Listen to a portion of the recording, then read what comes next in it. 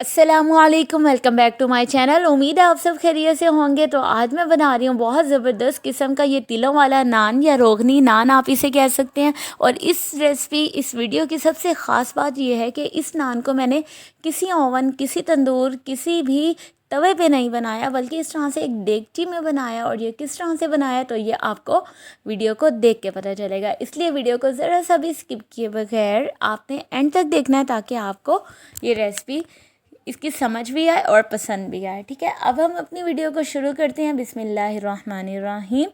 ये कुछ इंग्रेडिएंट्स हैं जिनके साथ मैंने डो तैयार की है। तो सबसे पहले मैंने ले लिया 1 कप दूध, जो कि नीम गर्म दूध है। मग में था इसलिए वो हाफ़ लग रहा था, लेकिन जो नॉर्मल साइज़ का कप होता है ये उतना दूध था और नीम गर्म था। अब इसमें मैंने डाल दिया यीस्ट, ख़मीर डाल दिया मैंने। ठीक है, और उसके बाद मैंने इसमें 1 चम्मच का बिल्कुल एक चुटकी भर मैंने 1/4 हिस्सा नमक और 1/4 ही तकरीबन इस पर मैंने बेकिंग पाउडर डाल दिया। बेकिंग सोडा नहीं डाला मैंने, बेकिंग पाउडर डाल दिया। बेकिंग सोडा भी आप डाल सकते हैं। तो अब मैंने इसमें डाल दिया चीनी, ये 1 चम्मच जितनी चीनी थी। और इन सारी चीज़ों को घोल लेने के बाद 10 मिनट के लिए आपने ढक के रख देना है। अब ये मैंने ढक के रख दिया है। तो अब मैंने इसे देखा तो इस पर बबल्स बनना शुरू हो गए। इसका मतलब है कि ख़मीर एक्टिव हो चुका है।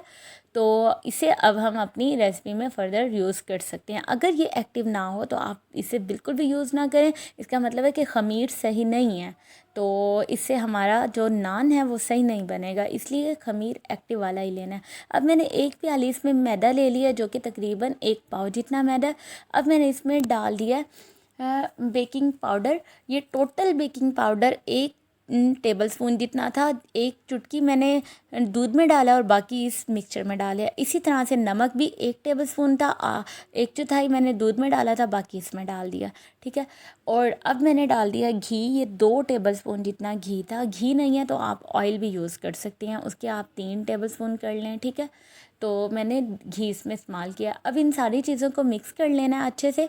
अब इसमें मैंने डाल दिया 2 टेबलस्पून जितना दही। अब ये सारी चीज़ें, दूध और दही, ये सब कुछ नान को बहुत सॉफ्ट सॉफ्ट सा बनाएगा, इसलिए दही आप ज़रूर इस्तेमाल करें।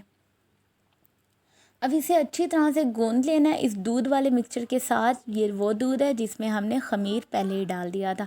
इसके साथ इस पूरी डो को बहुत अच्छे से गूंद लेना है। अगर ये पतला हो जाए तो आपने थोड़ा थोड़ा करके 1 से 2 टेबलस्पून इसमें मैदा ऐड कर लेना है। ठीक है, अब ये मैंने अंडा लिया है। अंडे की सिर्फ सफ़ेदी इसमें मैंने डाली है।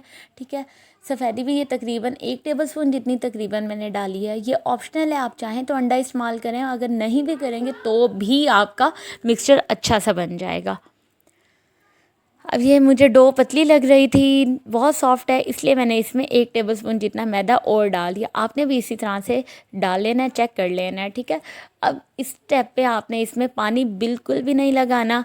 आपने हाथों को अच्छे से ग्रीस कर लेना है और बाउल को भी ग्रीस कर लेना है ऑयल के साथ या घी के साथ, और इससे बहुत बहुत अच्छी तरह से गूंद लेना है। ठीक है, तकरीबन 10 मिनट आपने इसे गूंदना है। अब ये इसे मुसलसल गूंद लेने के बाद इसकी डो को बिल्कुल नीट सा तैयार कर लिया था। तो अब जी इनके बराबर बराबर से पेड़े बना लेने हैं आपने। 4 पेड़े बन जाएंगे 1 कप मैदे के साथ। ठीक है, इसका मतलब है कि 1 कप मैदे के साथ हमारे 4 नान बन के तैयार हो जाएंगे। अब ये अच्छे से पेड़े बना लेने हैं और इन पेड़ों को आपने प्लेट में फासले फासले से रखना है। ठीक है, क्योंकि जब हम इसे धूप में या फिर इसे 1 घंटे के लिए रखेंगे तो ये अपने साइज से बड़े हो जाएंगे, इसलिए आपने इन्हें खुले खुले फासले पे रखना है। अब जी ये मैंने शॉपर ले लिया है।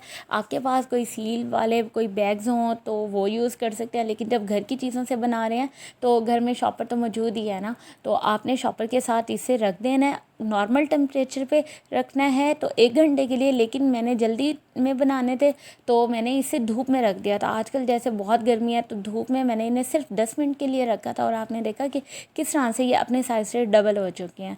तो अब एक एक पेड़ा निकालना है और शॉपर को फिर से बंद करके रख देना है, ताकि बिल्कुल भी हवा ना जाए उस प्लेट में जिसमें ये पेड़े बने हुए हैं।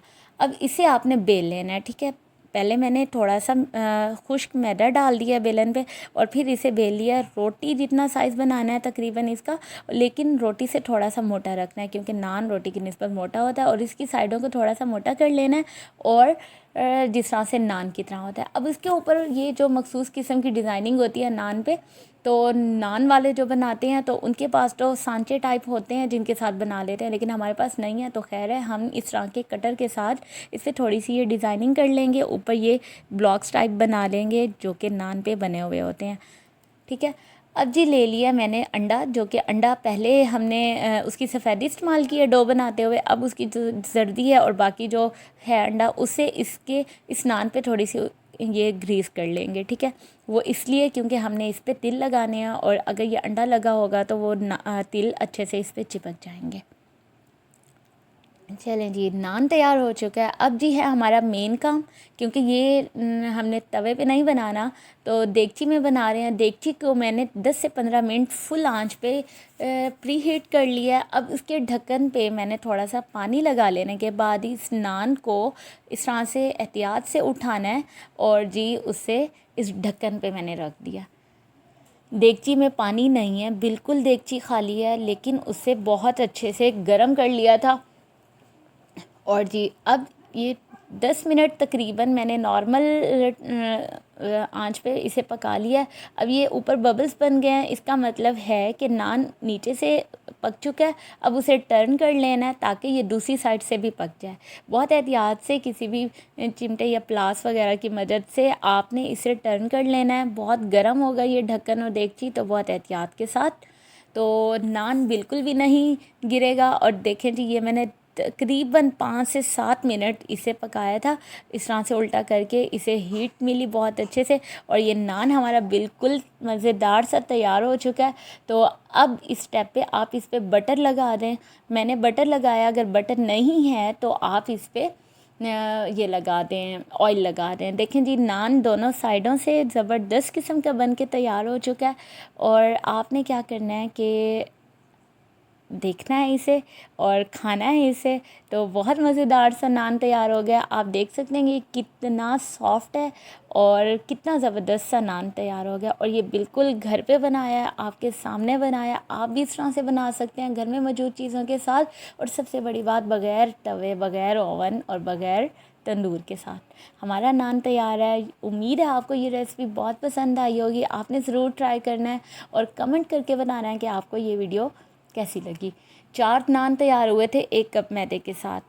चलें जी, अब मेरा इनाम आपके हवाले। अगर आपने चैनल को अभी तक सब्सक्राइब नहीं किया तो हमारे चैनल को सब्सक्राइब कर दें, बेल आइकन प्रेस कर दें ताकि आने वाली वीडियो का नोटिफिकेशन मिलता रहे। और कमेंट और ज़रूर करना है, लाइक ज़रूर करना है। अपना बहुत ख्याल रखिएगा। मिलते हैं अगली वीडियो में, तब तक के लिए इजाज़त। अल्लाह हाफिज़।